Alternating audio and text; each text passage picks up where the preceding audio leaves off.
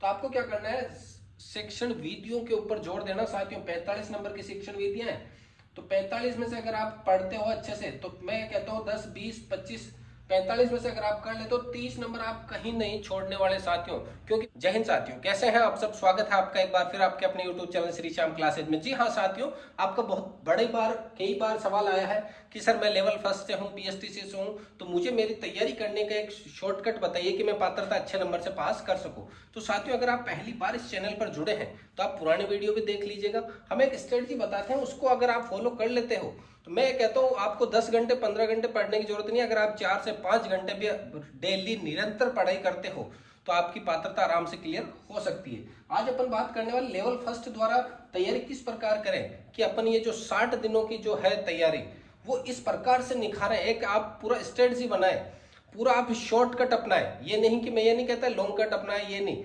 आपको क्या करना है, शॉर्टकट इस तरह से अपनाना है कि आपका मेंस भी वो काम आ जाए और पात्रता भी आराम से क्लियर हो जाए। तो साथियों, सबसे पहले अगर मैं बात करूं साइको की, साइको में से साथियों ध्यान देना, मेंस के अंदर भी साइको रहने वाली है। तो मेंस में भी अगर साइको है आपके तो आपको साइको को गौर से पढ़ना है साथियों, बहुत ढंग से पढ़ना है, तैयारी करनी है कि आप मेंस के साथ में कर सको। तो साथियों, यहाँ अगर साइको 30 नंबर की आती है, आपकी कितने नंबर की आती है साथियों, 30 नंबर की। मैं कहता हूँ नॉर्मल से नॉर्मल आप पढ़ाई करते हो तो साथियों 15 नंबर आप आराम से लेकर आ सकते हो साथियों। मैं कहता हूँ आप पढ़ाई जारी रखते हो, रोज के 2 घंटे साइको को देते हो, रोज के 2 घंटे साइको को देते हो साथियों, तो आपके 10 सवाल 100% एग्जाम में सही होंगे। और 20 में अगर तुक्के लगाते हो, 20 में मैं कहता हूँ नॉर्मल से नॉर्मल 20 में तुक्के लगाते हो तो 5, 6, 7, 8 तक सही हो सकते हैं साथियों। तो मैं यहाँ पे 15 सवाल साइको के मानता हूँ नॉर्मल तरीके से। फिर लैंग्वेज फर्स्ट और सेकंड, अगर हिंदी लेते हो तो 15 ग्रामर, 15 टीचिंग मेथड। संस्कृत लेते हो तो 15 आपके ग्रामर के, 15 टीचिंग मेथड के साथियों। तो अगर बात करें दोनों की, अपन दोनों सब्जेक्ट की बात करें तो 30 नंबर की ग्रामर है साथियों। तो मैं कहता हूँ हिंदी के अंदर और आपके संस्कृत के अंदर 30 में से आप आराम से 18 नंबर लेकर आ सकते हो साथियों। ग्रामर की अगर मैं बात करूं तो ग्रामर में नॉर्मली आप लेके आ सकते हो साथियों, क्योंकि हिंदी की तैयारी आपने अच्छे से कर रखी है, 12th वगैरह में भी थी आपके, और अभी जो पिछले CET वगैरह दिए उनमें भी थी। अगर आप संस्कृत की तैयारी की बात करें इतनी नहीं थी, तो 7-8 नंबर में 50% मानता हूँ कि 50% संधि समास वही सेम एज इट इज है, तो वहां से आपके आ सकते हैं साथियों। अब बात करें 30 नंबर की टीचिंग मेथड रहने वाली है साथियों। यहां पर आपको जोर देना है साथियों, क्योंकि टीचिंग मेथड की अगर बात करें साथियों, 15 नंबर हिंदी में, 15 नंबर संस्कृत में, 5 नंबर EVS में और 10 नंबर आपके इसमें आने वाली है मैथ्स में, लेवल फर्स्ट में। तो 45 नंबर की टीचिंग मेथड, और टीचिंग मेथड सेम रहेगी साथियों। मापन मूल्यांकन अगर आप हिंदी में पढ़ रहे हो वही संस्कृत में, वही आपको EVS में, वही आपको मैथ्स के अंदर पढ़ना पड़ेगा। तो एक जगह पर अगर आप अच्छे से पढ़ लेते हो तो आने वाले बाकी सब्जेक्ट में आपको इतना ध्यान देने की जरूरत नहीं पड़ेगी साथियों। तो आपको क्या करना है, टीचिंग मेथड के ऊपर फोकस करना है। मैं सजेस्ट करूंगा आपको टीचिंग मेथड, अगर आपने कोर्स वगैरह ले रखा तो ठीक है, सेल्फ तैयारी कर रहे हो तो साथियों फर्स्ट रैंक की किताब आती है, फर्स्ट रैंक पब्लिकेशन की, शायद मेरे पास पड़ी है, ऊपर वाली लाइब्रेरी में अपने है। अगर मैं फोटो आपके अपलोड कर दूंगा उसके अंदर साथ में साइड में, तो आप फर्स्ट रैंक पब्लिकेशन की आपके शिक्षण विधियों की आती है, उसमें सभी शिक्षण विधियां हैं साथियों। आपके हिंदी की है, संस्कृत की है, इंग्लिश की है, पर्यावरण की है। अगर आप SST लैंग्वेज लेवल सेकंड के हो तो भी है, मैथ्स की भी है, और लेवल सेकंड साइंस मैथ में हो तो उसकी भी है साथियों। तो आपको क्या करना है, शिक्षण विधियों के ऊपर जोर देना साथियों। 45 नंबर की शिक्षण विधियां हैं, तो 45 में से अगर आप पढ़ते हो अच्छे से तो मैं कहता हूँ 10, 20, 25, 45 में से अगर आप कर ले तो 30 नंबर आप कहीं नहीं छोड़ने वाले साथियों, क्योंकि बिल्कुल नॉर्मल शिक्षण विधि आने वाली है। तो शिक्षण विधियों के ऊपर क्या करना, आपको ज्यादा फोकस करना है साथियों।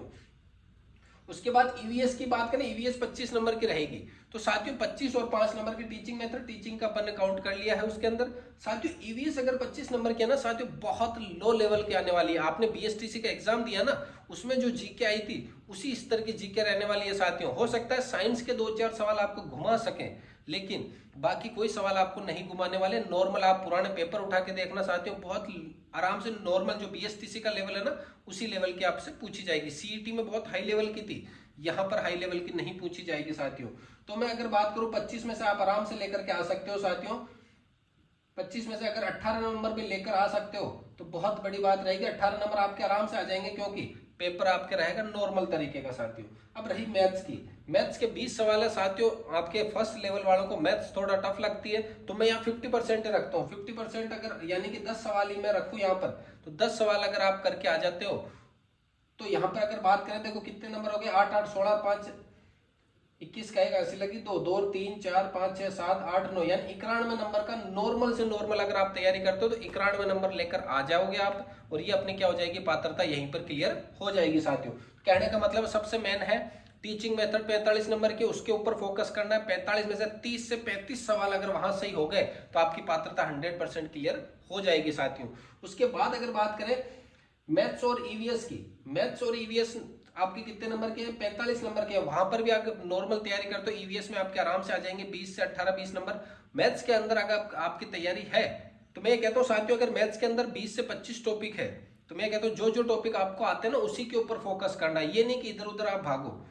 मान के चलो आपको प्रतिशत आ रहा है तो प्रतिशत से रिलेटेड अनुपात समानुपात हो गया, लाभ हानि चक्रवर्ती ब्याज ये हो गए। अगर आपको मान के चलो जैसे घातांक नहीं आ रही तो आप एक टॉपिक वो छोड़ सकते हो। घातांक अगर कोई सवाल आएगा तो इतना लोड नहीं लेना, वो अपन ने छोड़ दिया है, उसका टाइम आपको किसी और सब्जेक्ट को देना है साथियों।